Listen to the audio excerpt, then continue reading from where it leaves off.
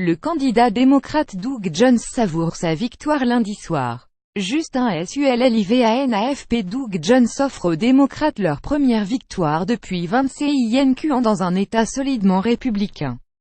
De notre correspondant à Washington, avec la défaite de son poulain Roy Moore, Donald Trump a subi un sérieux revers électoral mardi dans l'Alabama.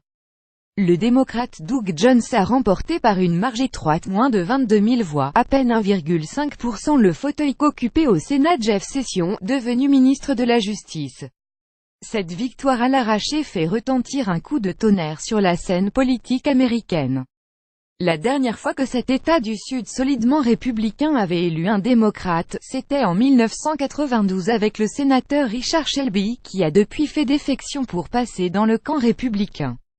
Il y a un an, Donald Trump avait empoché l'Alabama avec 28 points d'écart.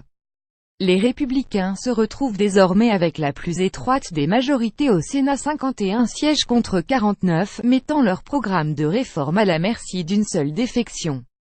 Lire aussi avec Roy Moore, le Trumpisme teste sa force en Alabama. Le président s'était personnellement impliqué dans la campagne, prenant tout l'état-major de son parti à revers lorsqu'on avait fait surface début novembre, des accusations de harcèlement sexuel à l'encontre de Roy Moore.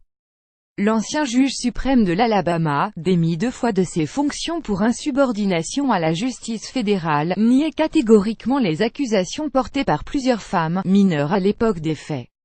Alors que le parti le poussait à se retirer de la course, Trump l'avait ouvertement soutenu.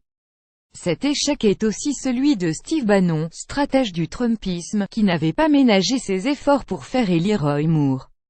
En soutenant un candidat aussi sulfureux, il a pris le risque de détourner de la révolution populiste les républicains modérés, en particulier l'électorat féminin.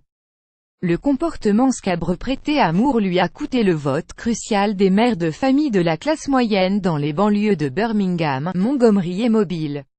11 comtés qui avaient voté républicain en 2016 ont basculé dans le camp démocrate. Coup de pouce de Barack Obama. Doug Jones, 63 ans, a mobilisé dans la dernière ligne droite l'électorat afro-américain grâce à un précieux coup de pouce de Barack Obama.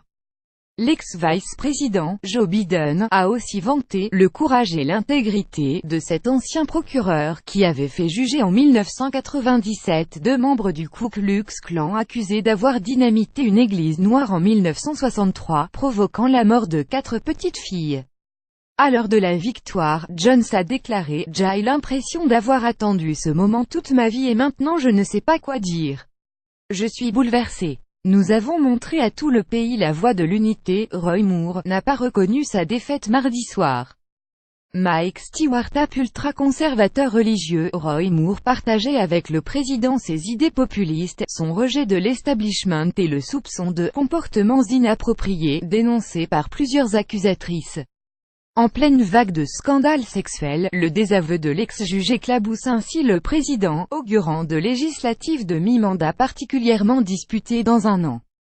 Steve Bannon a entrepris de recruter des candidats populistes qu'il entend dresser contre l'establishment républicain dans une douzaine d'États. Mais, après un premier échec le mois dernier dans l'élection du gouverneur de la Virginie, il attend toujours un premier succès dans sa stratégie de subversion. En fin de soirée, Donald Trump a tweeté un message de « Félicitations à Doug Jones pour une victoire durement gagnée ». Il a attribué la défaite de son candidat aux défections d'électeurs ayant inscrit le nom d'un tiers sur leur bulletin, près de 23 000 write-ins. Les républicains auront une autre chance dans très peu de temps, a ajouté Trump, Doug Jones ayant été élu jusqu'à la fin du mandat de Jeff Sessions en 2020. Roy Moore a eu la défaite moins facile. Il a annoncé son intention de demander un nouveau décompte des voix, déclarant à ses supporters « Ce n'est pas fini. Ça va prendre un peu de temps. Dieu contrôle tout ».